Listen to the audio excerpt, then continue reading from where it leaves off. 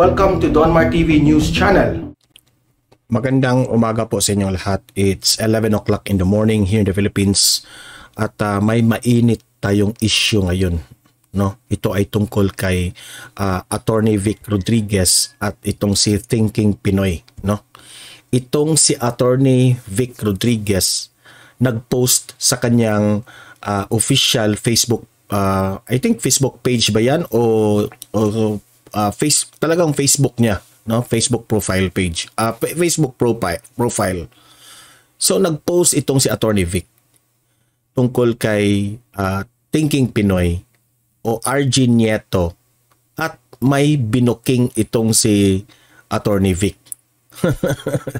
May binuking itong si Attorney Vic tungkol kay RG Nieto na ito raw si Thinking Pinoy ay inappoint,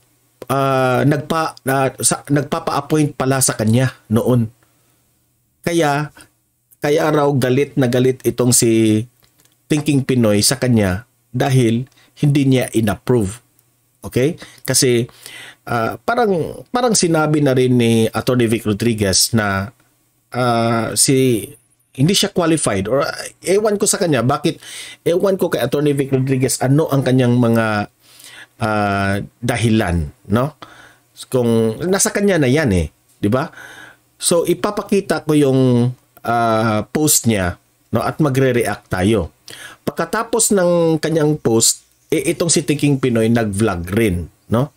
Pero kung ating himay-himayin itong si Attorney Vic Rodriguez nag-post ito, may nagalit o may nafi-feel siyang kung ano man kay Thinking Pinoy dahil nga nag-react siya tungkol dito sa unang post unang vlog ni Thinking Pinoy.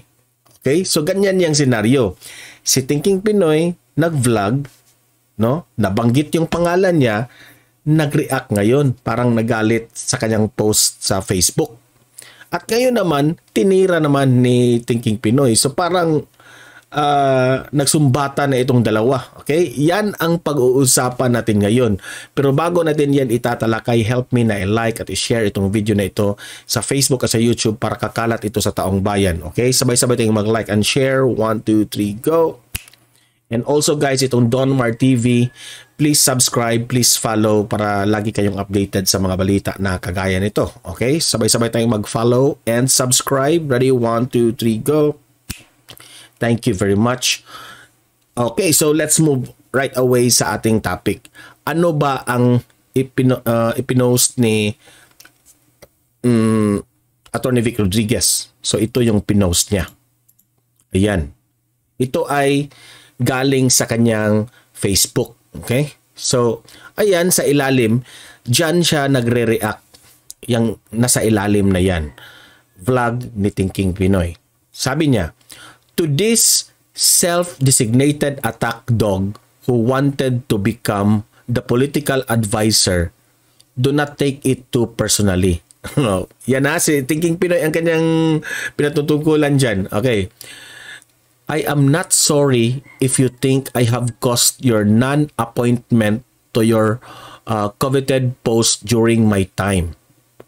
Malaking revelasyon ito. Ngayon ko lang nalaman to. Na?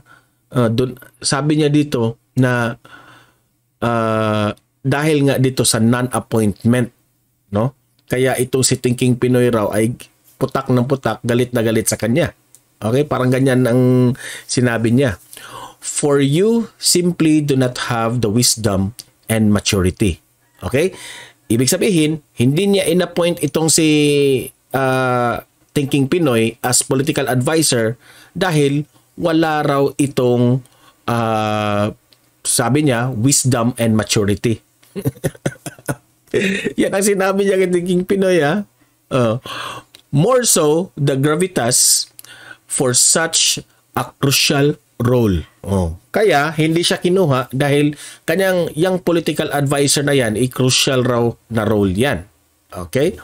My unsolicited advice is for you to include the painstaking task of research and make your vlogs credible by refraining from using pure speculation as your source. So parang inadvisa na itong si Thinking Pinoy. Attorney ito, inadvisean itong si Thinking Pinoy na how to be credible in your vlog. And address issues that affect our people and help in nation building instead of resorting to personal attacks.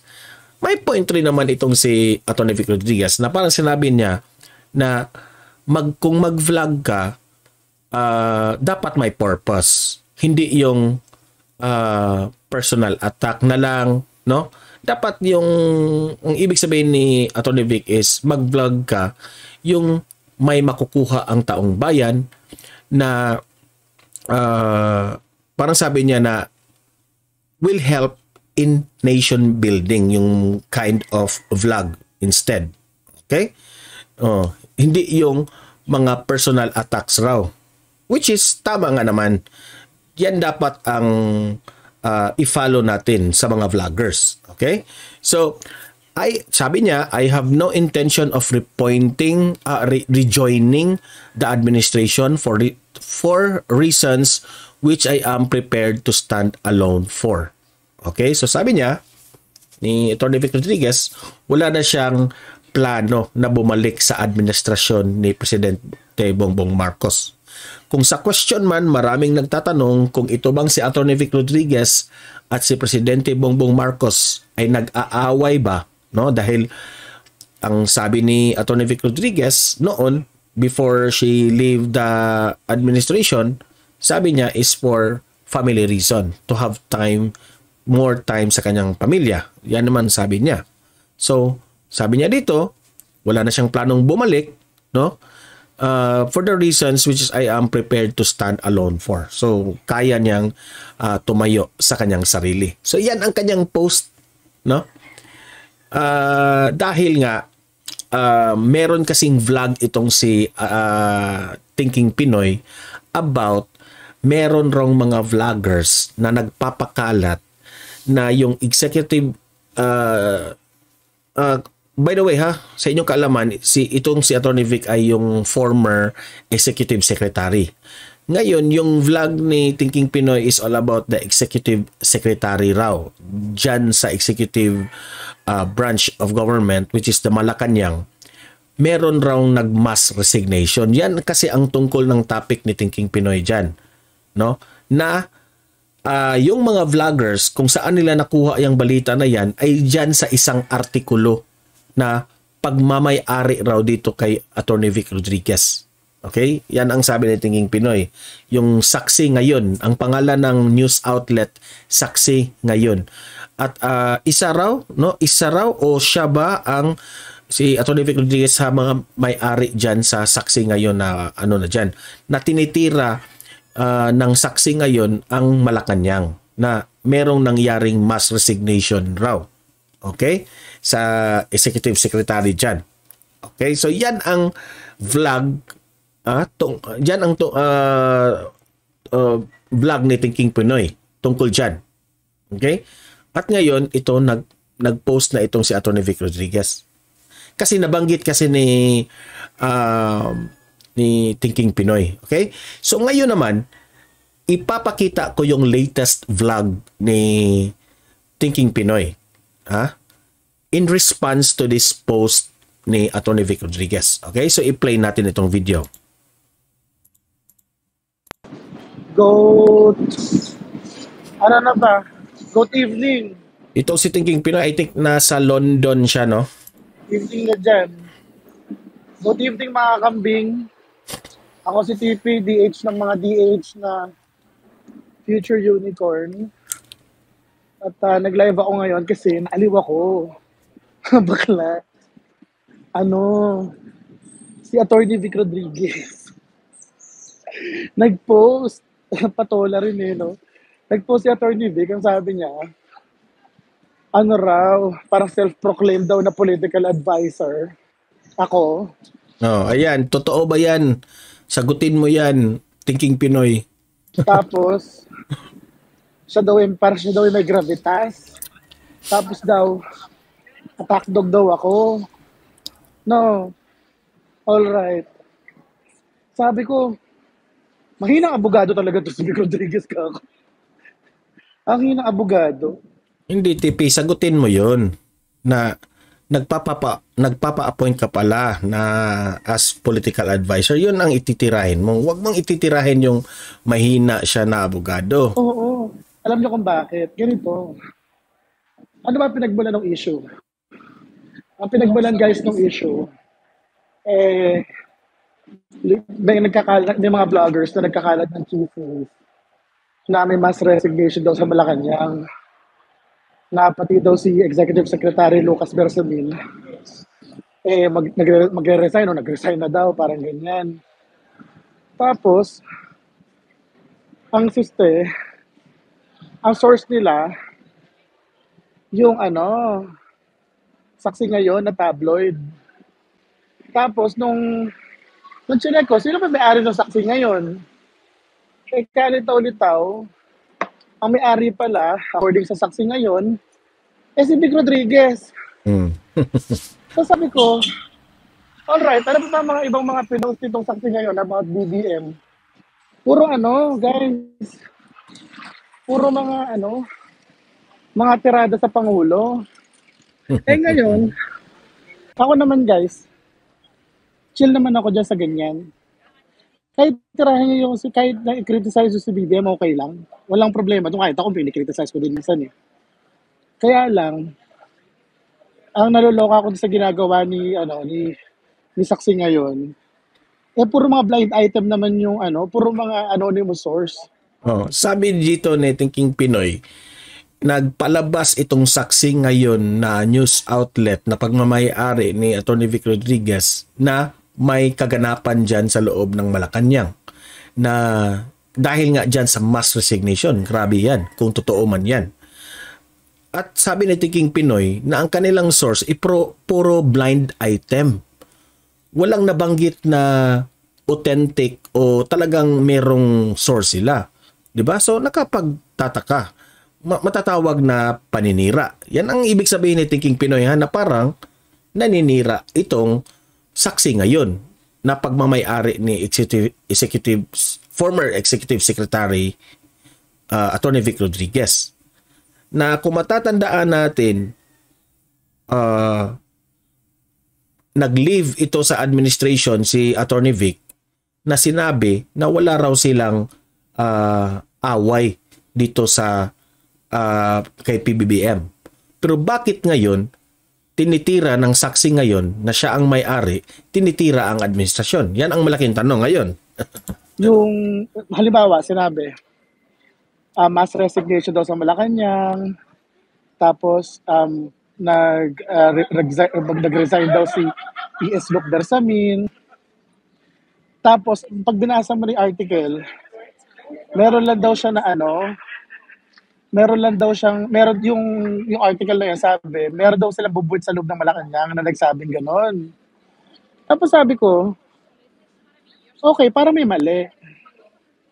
Kasi sabi ko, wait, kung may bubuit ka sa Malacanang at ang publisher mo si Vic Rodriguez, ang publisher ng saksi ngayon si Vic Rodriguez, ba't kailangan ka nila magbubuit sa Malacanang?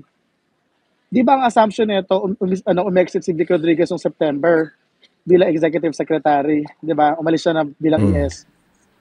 Tapos ang sinasabi niya, more time for the family, mga ganyan. So basically, pinapalitaw niya na in good terms yung pag-split na sa Malacanang, di ba? So, assuming na in good terms, si Atty. Vic Rodriguez sa Malacanang, tapos, siya yung publisher ng saksi ngayon. Sa totoo lang naman, ilang pages lang naman ng haba. Hindi naman yung kamukha ng Manila Bulletin o ng Philippine Star na madaming na broadsheet at dami-daming balita. Hindi naman, tabloid lang yan. So, mababasa niya lahat na ipapublish for the day. Tapos siya yung publisher. So, kung makikita niya doon, natitirayan si BBM at in good terms siya di umano. In good terms. Bongbong Marcos, ba't hindi tanongin si PBBM?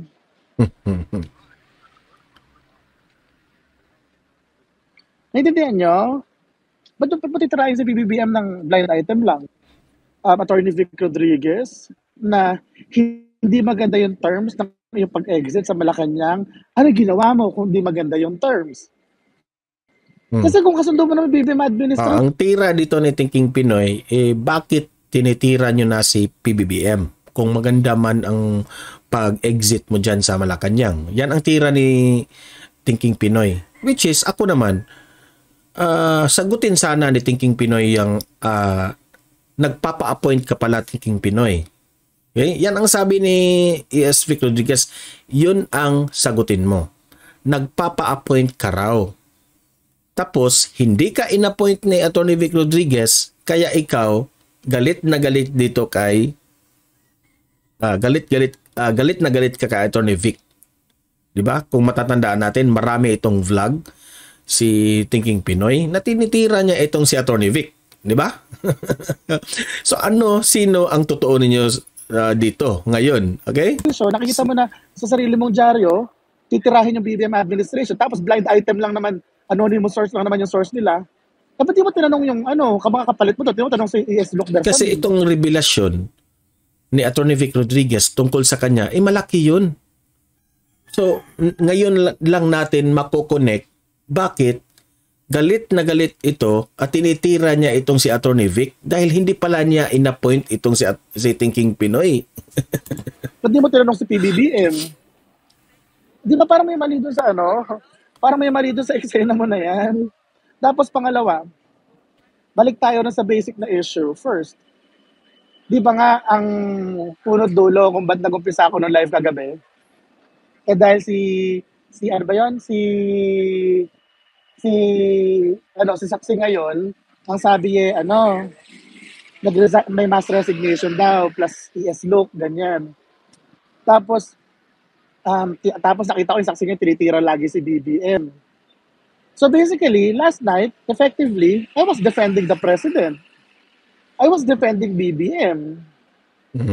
Naintindihan niyo? I was defending BBM. And I was criticizing Atty. Vic Rodriguez. Tapos this morning, labas siya ng statement na ang sabi, attack dog daw ako. So attack dog ako nino? Ng mga Marcos? So, let's assume, kunwari attack dog ako ni BBM. No, kunwari. So kung attack dog ako ni BBM, pa siya ina-atake ko. So inamin ba niya? Basically, nakalaban siya ng administrasyon? Naiintindihan niyo ba? Naiintindihan niyo? So, kung dinepensahan ko si BBM, tinatake kita, tapos attack dog ako, kalaban ka ng administrasyon. Parang gano'n na rin. Tapos pangatlo, eto daw. Ano raw? In-appoint ka. Ano daw, political advisor daw, tapos siya daw may gravitas. Ay, ibibigay ko na yung gravitas sa'yo, Atty. Vic. Bibigay ko na yung gravitas sa'yo kasi syempre naman, yung mga may hindi alam, ibig sabihin ng gravitas yung parang may K. May karapatan. Alam mo yun, may dating, may hatak, he can command respect, ganyan. Oo naman, bibigay ko sa'yo yun. Kasi syempre naman guys, ibang level yung inaabot ni Atty. Vic Rodriguez kasi barangay captain, naging executive secretary. So he gives so much hope to all the barangay captains out there na baka mamaya may manali manok ninyo mag-executive secretary rin kayo. Di ba? Tanungin ko nga kayo, meron ba high profile case si Vic Rodriguez na naipanalo sa Supreme Court? Wala. Yan, far out na yung komentaryo ni kasi below the belt na ang kanilang mga atake, no? Itong si Thinking Pinoy, hinahanapan na ng mga kamalian, no? Yung mga dating kamalian ni Atty. Vic, no? Hindi raw magaling na attorney itong si Atty. Vic. Yan ang ibig sabihin ni Thinking Pinoy, no? So sana naman itong si Thinking Pinoy ay sagutin niya ang post ni Atty. Vic Rodriguez tungkol nga dito sa sabi ni Atty. Vic na nagpapa-appoint ka raw bilang political advisor. Kaya ngayon, kaya pala galit na galit ka kay Atty. Vic. Okay, sana sasagutin yun ni Thinking Pinoy. So, kayong mga audience ko dito, libre kayong mag-comment, mag-react tungkol sa issue na ito ni Thinking Pinoy at ni Atty. Vic. Ano ang masasabi nyo? No? tama ba itong sinasabi ni Attorney Vic laban kay Thinking Pinoy? At tama ba itong sinasabi ni Thinking Pinoy na kalaban ka na pala? Talagang kalaban ka na pala kay Presidente Bongbong Marcos, ikaw, Attorney Vic. Dahil sinabihan mong attack dog itong si Thinking Pinoy. Which is, itong si Thinking Pinoy, number 1 man ito na supporter ng administrasyon. 'Di ba? So, ito ang malaking issue ngayon. So, sana kayong mga audience dito, magbigay kayo ng inyong analysis at opinion dito at babasahin natin yan. Okay? So guys, hanggang dito na itong video na ito. Help me na i-like at i-share itong video natin sa Facebook at sa YouTube para kakalat ito sa taong bayan. At subscribe, follow Donmar TV para lagi kayong updated sa mga balita na kagaya nito. Okay? So guys, hanggang dito na itong video na ito. Have a great day and God bless sa inyong lahat.